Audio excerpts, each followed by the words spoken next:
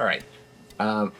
Ms. Shager, do you have an opening statement? No, Your Honor, we waive that. All right. And Mr. Gordon, do you have an opening statement? Yes, Yes, go ahead. I feel that this should be dismissed under several different reasons and causes. But there was no probable cause to stop me. I was just walking down the street, on my way to work, minding my business, not been breaking any laws whatsoever. Walking down the street, and police officer pulled in front of me, stopped me, and demanded to know who I was, which is that's not the law. I don't have to tell him who I was. I was doing nothing wrong whatsoever. Before we start, subscribe if you love crazy courtroom moments like this. Today's defendant claims he's not the person the court thinks he is, literally. Let's see how that argument goes when a judge hears it. Is this a trial, Ms. Shager? That I believe it is. Okay, I didn't know.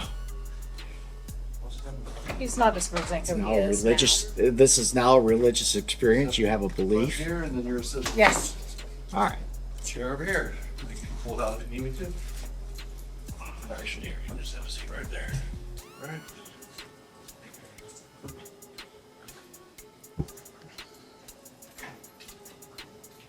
All right. This is the matter of the State of Ohio versus Timothy Gordon II. It's case 25 CRB 1229. And you're Mr. Gordon, is that correct, sir? I'm representing the estate. I'm the executor of the estate trust, and I'm here to settle the matter at hand. You didn't answer my question. I am not the all capital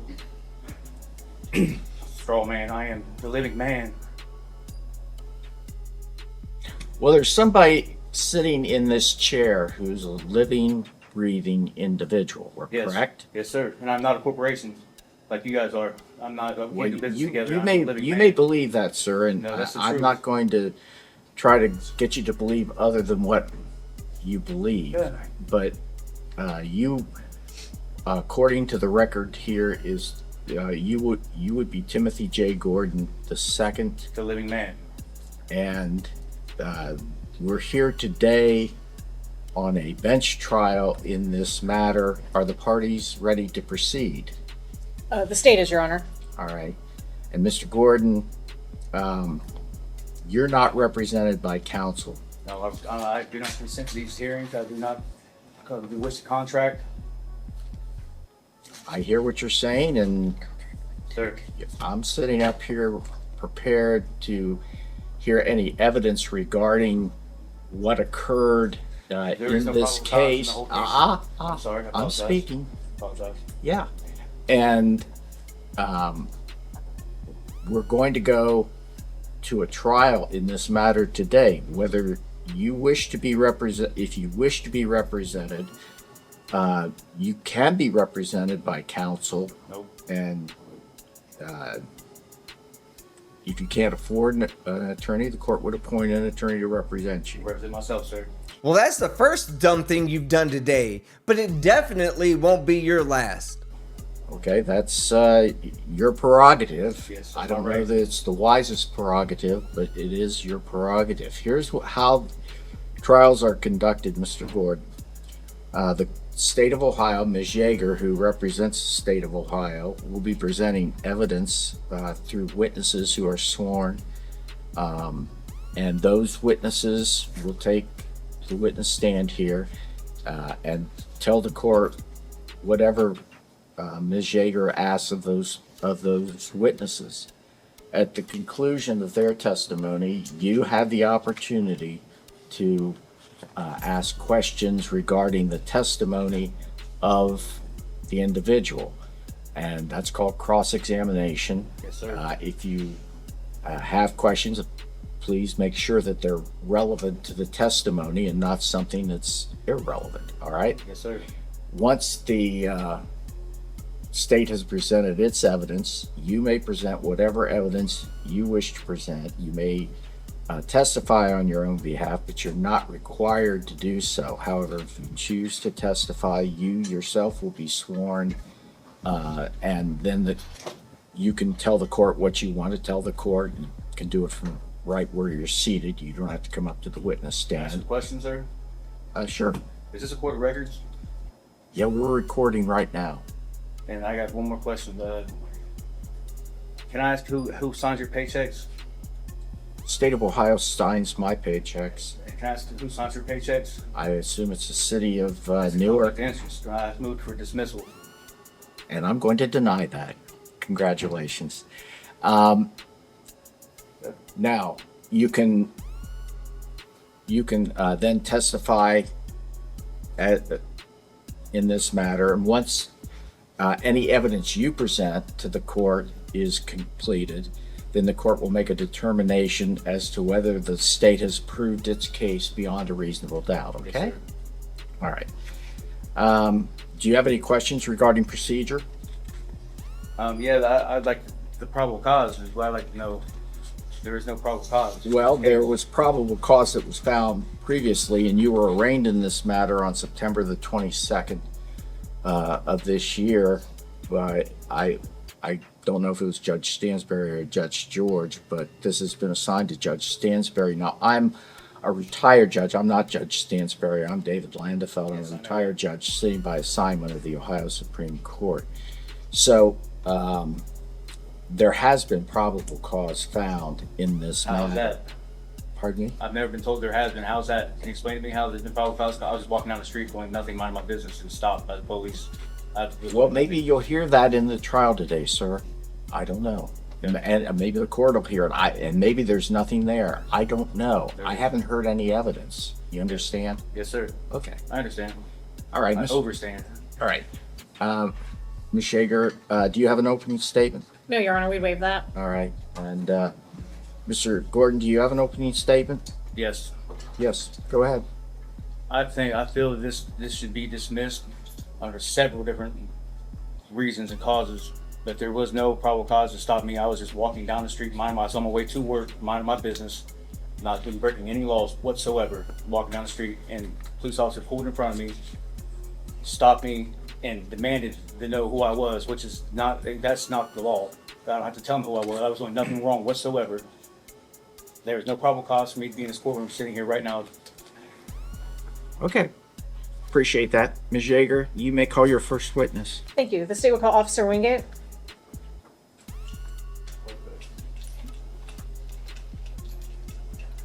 Please remain standing, just raise the right hand. Do you solemnly swear or do you affirm that the testimony that you're about to give is the truth, the whole truth, and nothing but the truth under penalty of perjury? I do. Please be seated. For the record, please state your full name and spell your last name. Lindy Wingate, Wingate. And then please give your work address. 39 South 4th Street, Newark, Ohio. Thank you. All right, you may proceed, Ms. Yeager. Officer, how long have you been employed by the City of Newark Police Department? 6.5 years. 6.5 years. And were you working on September 19th of this year? Yes. And what shift or what hours were you working? First shift, 7:30 a.m. to 5:30 p.m. Okay. Were you wearing the appropriate uniform like you are in court today? Yes. And were you operating a marked cruiser with a working visible light bar? Yes. Have you had all required training and certifications required by Newark Police? Yes. On that day, did you and other officers respond to a scene in the city of Newark where a gentleman was detained for purposes of determining if he had a warrant? Yes. Okay. Now, just to clarify, would that include you, Officer Taylor to my left, Officer Fairfield, and Officer Ellis? Yes. Okay. And when a warrant is put into leads for a suspect, what kind of information is input in the system? It has obviously their name, the last listed address on record, their weight, their height, any tattoos, color of their eyes, hair. It's basically all the demographics and identifying markers. Yes. Okay. So is a photograph of all of these things also input into the system?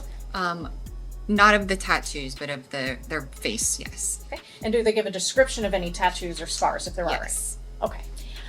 So when you were at the scene trying to help determine if a person had a warrant, were you able to look at the photograph that was in leads for that person? Yes. Okay. And does the person who was in that photograph, are they in the courtroom today? Yes. And could you please point out where he is seated and describe what he is wearing? Yes, he's in a blue, we'll go with a jumpsuit. Thank you. Your Honor, let the record reflect the witness identified the defendant. It will. Thank you. So while you and the other officers were on the scene, did you ask that gentleman, the defendant, to give you his name and identifying information? I don't know that I did. Officer Ellis did multiple times along with Officer Fairfield. And did the defendant ever give them his name and identifying information? No. And do you recall what maybe like what he was wearing that day? I believe, yeah, I know a white t-shirt on with some kind of marking on the t-shirt.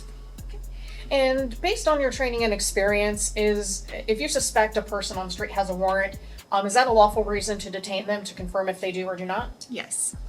Your Honor, may I approach the witness? Yes. I'm going to show you what's marked as Plaintiff's Exhibit 1. There's 2 photographs here. Did you look at those?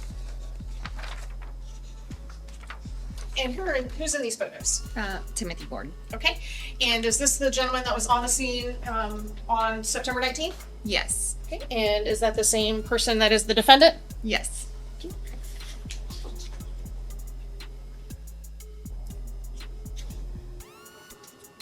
Nothing further for Officer Wingate at this time. All right. Mr. Gordon, at this point, you may ask the officer any questions that you have regarding her testimony. Yes, sir. Did you take a constitutional oath? Yes. Can you recite it, please? No. Why not? And here's the problem with representing yourself. He wanted officers in court, but forgot to subpoena them. In other words, his entire defense just collapsed.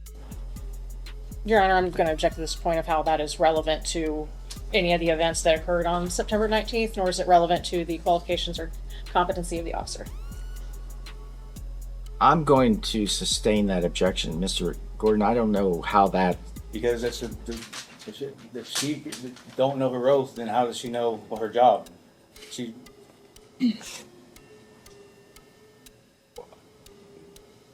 I don't know that it's required. I mean, she said she cannot, you can't recite your oath that you took Correct. word for word. Is that Correct. what you're Can you saying? recite any of it? Like, I mean. it's an Okay, oath, you guys all so take that oaths. she's answered that question. She can't recite it, but it's not relevant whether it needs to be recited or not, is what I would tell you. Yes, sir.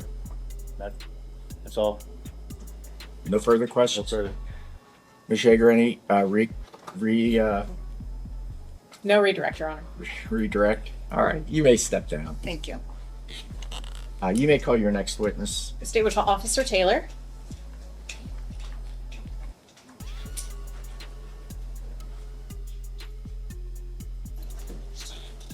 Please remain standing and raise your right hand. Do you solemnly swear or do you affirm that the testimony that you're about to give is the truth, the whole truth, and nothing but the truth under penalty of perjury? I do. You may be seated. For the record, please state your full name and spell your last name. Cameron Taylor, Taylor, And your work address, please. 39 South 4th Street, North Ohio. Thank you. You may proceed, Ms. Yeager. Thank you. Officer Taylor, were you employed by the City of Newark as a law enforcement officer as of September 19th of this year? Yes, ma'am. Okay. And were you on duty with Officer Fairfield that day? Yes. Okay. Did you respond to a scene with Officer Ellis and Officer Wingate as well? Yes. And was that location in the City of Newark in Licking County, Ohio? Yes. For your job duties that day, did that include responding to calls for service, assisting other officers, and traffic enforcement? Yes. Thank you. And did you receive all required training by the department? Yes. Were you wearing a marked uniform like you are in court? Yes. And were you operating a marked cruiser with a working visible light bar? Yes. So when you responded to the scene to assist Officers Ellis and Wingate, did they have a person detained? Yes. Do you recall what that person was wearing? Yes, he was in a white shirt and black gym shorts. Your officer, may I approach the witness? Yes. Showing you 2 photographs marked as plaintiff's exhibits 1. Is that the gentleman that you saw on scene that day? Yes. And this was the gentleman detained by Officer Ellis? Yes. Thank you. So, as you were on scene, were officers trying to identify the gentleman they had? Yes. Okay. And did one of the officers ask him his name or identifying information? Yes, multiple times. Okay. Did he ever provide that? No. So in the information that is uploaded into leads regarding identifying markers, did they include tattoos for Timothy Gordon? Yes. Okay. Were you able to verify any of the tattoos that were described in leads? Yes. Okay. Do you recall which ones? Yes. Which ones were they? It was the tribal tat on the upper left arm and then the skull on the forearm, as well as the hearts on the right eye. Okay. And Your Honor, I'm going to show what's marked as plaintiff's 2. Here are some photographs here. Could you flip through all 3 of those for me real quick?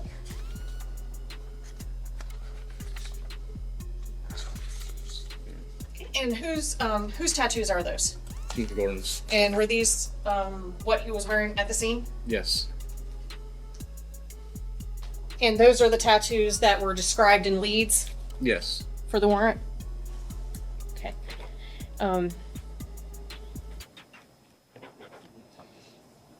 Do you see Timothy Gordon in the courtroom today? Yes. Okay, could you please just point out where he's seated and describe what he was wearing, please? He's right there in a blue jumpsuit. Your Honor, let the record reflect the witness identify the defendant. It will. Thank you. Did Mr. Gordon have any possessions on his person when he was detained? Yes. Okay.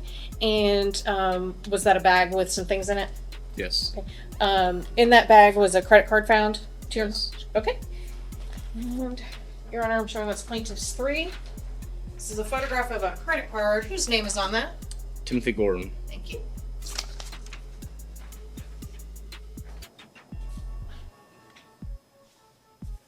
And when this gentleman, he was he ultimately transported to the Licking County Jail? Yes. Okay. And was he booked in as a John Doe or is he booked in as Timothy Gordon? Timothy Gordon. Thank you. Nothing further for Officer Taylor. Alright, it's this burned out light bulb's time to shine again. Let's just hope that he doesn't drop the soap like he did with the last cross-examination. All right. Cross-examination of Officer Taylor. Was you the officer that pulled up on me when I was walking down the street? No, it's Do you not. see him in the courtroom at all? No. Okay, thank you. That's all.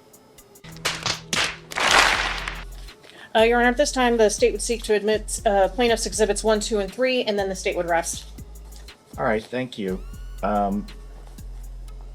Gordon, do you have any objection to those exhibits being admitted into evidence? Yes, because that was illegally searched. That was illegally stopped. So yes, I have objections to. All right. Your objection will be overruled. They'll be admitted. Thank you, Your Honor.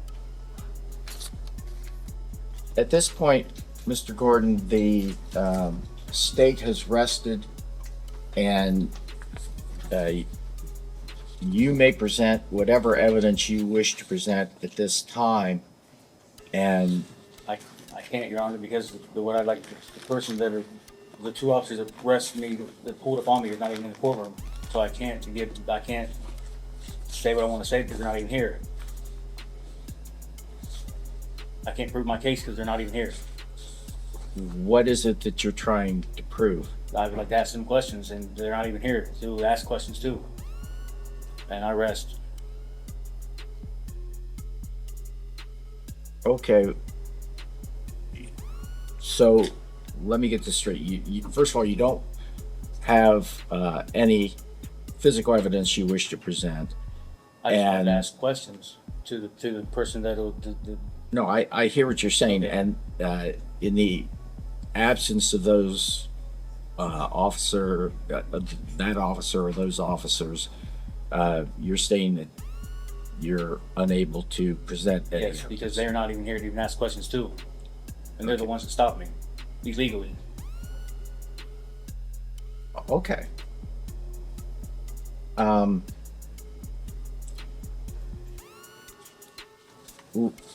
don't feel like Let I get a me- fair chance. Let me ask a question. What was there a valid warrant for Mr. Gordon's arrest? Yes, Your Honor, and that's what he's being held in on for felonies. Okay. Well, the fact that there was a warrant for your arrest and that you were stopped for that, There's whether no the probable officers cause. who, hold on, Sorry. whether those officers who stopped you were present or not, there was a reason for you to be stopped. No, there and you wasn't. say, I hear what you're saying. But based upon this, what the court has heard, and I'm noting your objections, first of all, is there closing argument on behalf of the state here, Ms. Yeager? Your Honor, just briefly, we believe we presented evidence today beyond a reasonable doubt that the defendant, while on the streets in the city of Newark, were stopped lawfully by Newark Police Department because the officers recognized him as Timothy Gordon, who had a valid warrant. They asked him for his name, address, and so forth in order to confirm for certain that it was indeed him. When he refused to do so, they were able to verify that through his tattoos to verify he did actually have a valid active warrant. And yet throughout the entirety of the interaction, he failed to disclose his name, address, or date of birth as requested. All right. Mr. Gordon? Yes, sir. Closing argument? If I would have felt like I would have did something wrong and I stopped for a reason, I would have disclosed my information. I have no reason not to disclose my information. I didn't know about anything what they're talking about. Like she says I had warrants because they're trying to, because when I got pulled over that day in that bag, I had a firearm, but I'm not a convicted felon. So that's what she's saying, warrants, but I don't have no warrants. I didn't know I had the one warrant. I didn't have it from 3 years ago.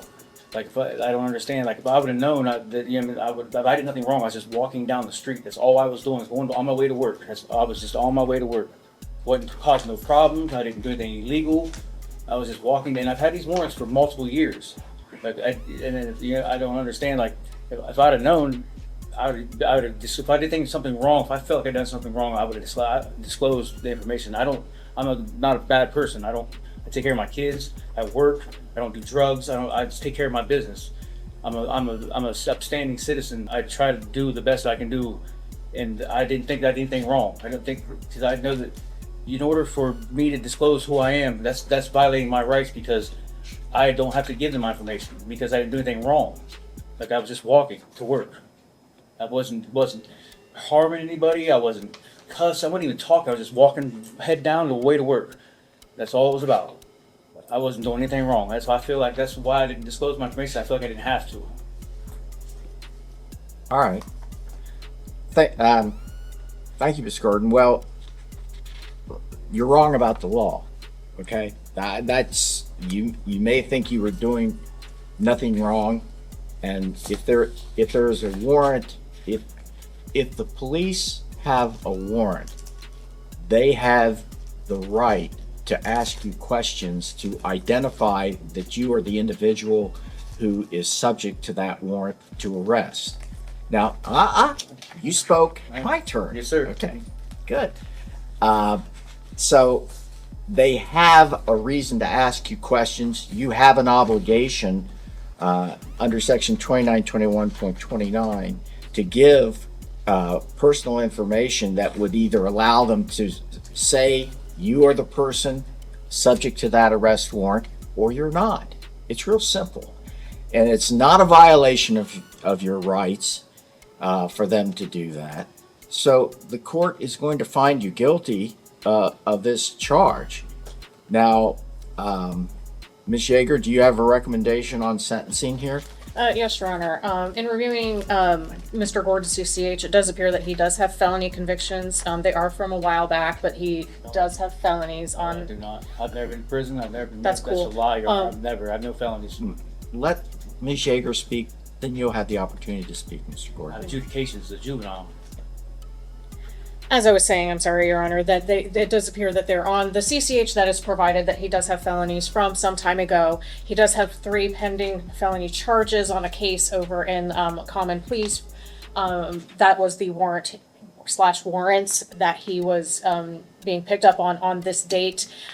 His lack of cooperation with the officers there that we've seen today, and also he was arraigned by Judge Stansberry, and he refused to give his name even then, and said that, he's not part of our corporation, and so on and so forth. So he obviously feels that he is right, everybody else is wrong, and has no remorse. So we would ask for the full 30 days. That's not true. All right, thank you. Your Honor, Mr. Gordon, I'm is not a it- convicted felon, sir. Okay. I got trouble when I was a kid at 16 I'm years asking old. you if you wish to speak. It's not necessary, but you may if you wish. Okay. Yes, I'm not a convicted felon.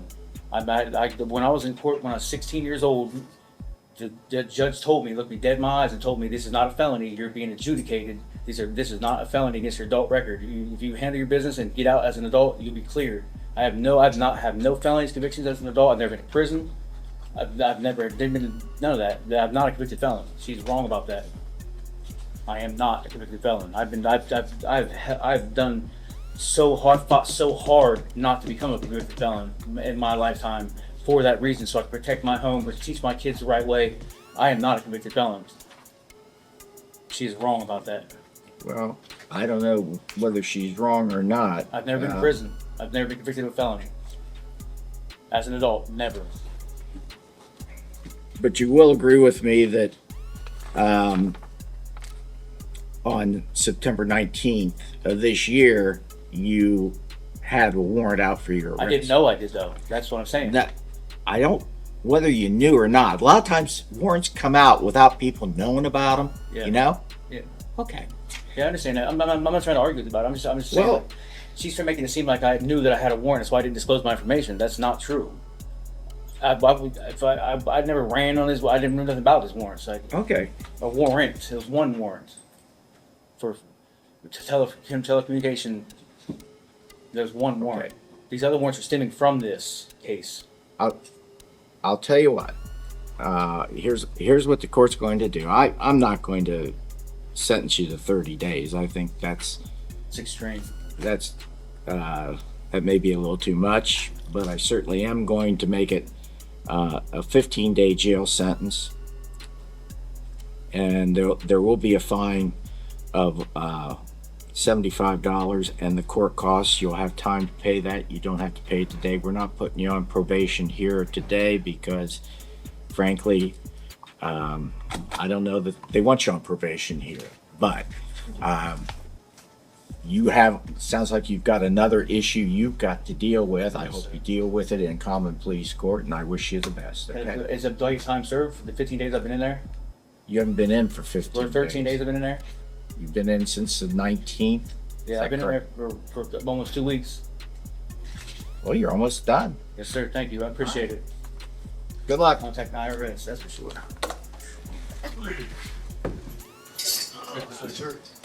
39.49.8.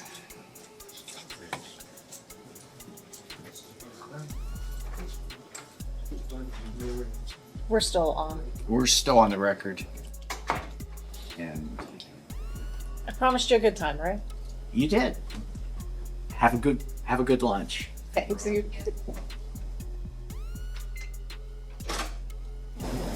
Yikes. The judge rules him guilty for refusing to identify himself when officers had a valid warrant. Instead of 30 days, he gets 15 days in jail and a fine. If this case shocked you, like the video, comment your thoughts, and subscribe for more wild courtroom moments.